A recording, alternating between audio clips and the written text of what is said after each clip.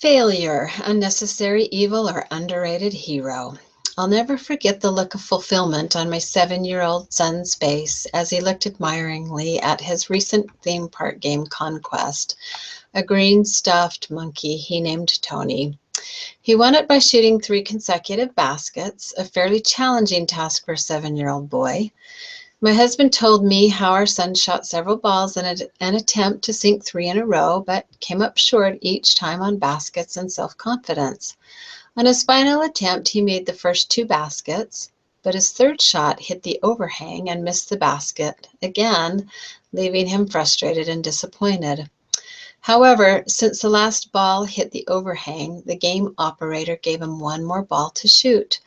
As our son took his final shot, my husband prayed for a miracle, and both were thrilled as they watched the ball go in for a win. Had I been there, I would have been tempted to step in and make the winning basket for him, but thankfully I was riding roller coasters with our adventurous girls.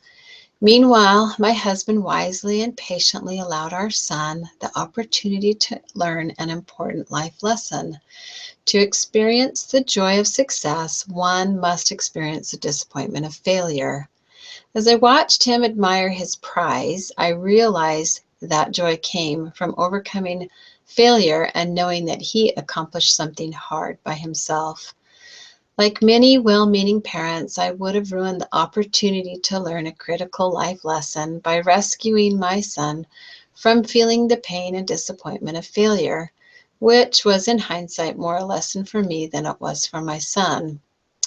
Dr. Jim Taylor, adjunct professor of sports psychology at the University of San Francisco, states, quote, "Fear of failure among children is epidemic in America today. At the heart of fear of failure is a belief that if children fail, bad things will happen. For example, they will disappoint their parents, experience embarrassment or shame, or feel worthless. In a culture of never good enough and an economic landscape filled with uncertainty, parents are terrified of their children failing," unquote. To parents and adults who work with children and want to help prepare them for success in life, resist the temptation to rescue a child from experiencing the pain and disappointment of failure, for in doing so you will rob them of opportunities to develop life skills that will enable them to thrive as an adult.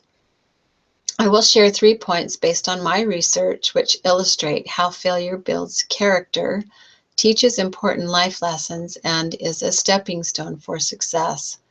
Point number 1, failure builds character.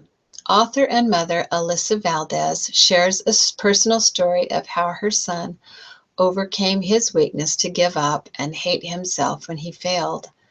In his first track meet running the mile race, he was cut off by another kid and knocked to the ground. He skinned both knees and elbows. His mother ran to the sidelines and told him it was okay to quit. He still had most of the mile to run, plus he was behind with bloody elbows and knees. But he was determined, and he told his mother, "I don't quit." To her astonishment, her 11-year-old son got up and finished the race in excruciating pain. He finished the race dead last, but the crowd stood and cheered him on as he crossed the finish line. This young boy proved to himself that in spite of his failure to win the race, he had developed the courage, confidence, and resilience to not give up in difficult circumstances. Some will argue that failure is too humiliating and can potentially damage or destroy a child's self-esteem, and what children need most is positive feedback. In the New York Times article, "What if the secret to success is failure?" author Paul Tuff interviews Dominic Randolph, headmaster of Riverdale Country School, a prestigious private school in the richest part of Bronx, where privileged students excel academically, to reveal this insight.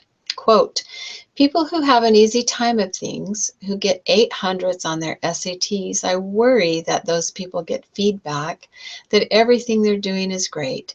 And I think as a result, we are actually setting them up for long-time failure.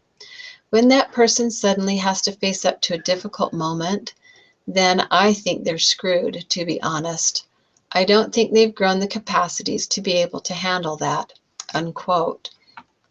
The weakness of this argument is when kids only receive positive feedback, it can create within the child a weakened capacity for overcoming difficulty.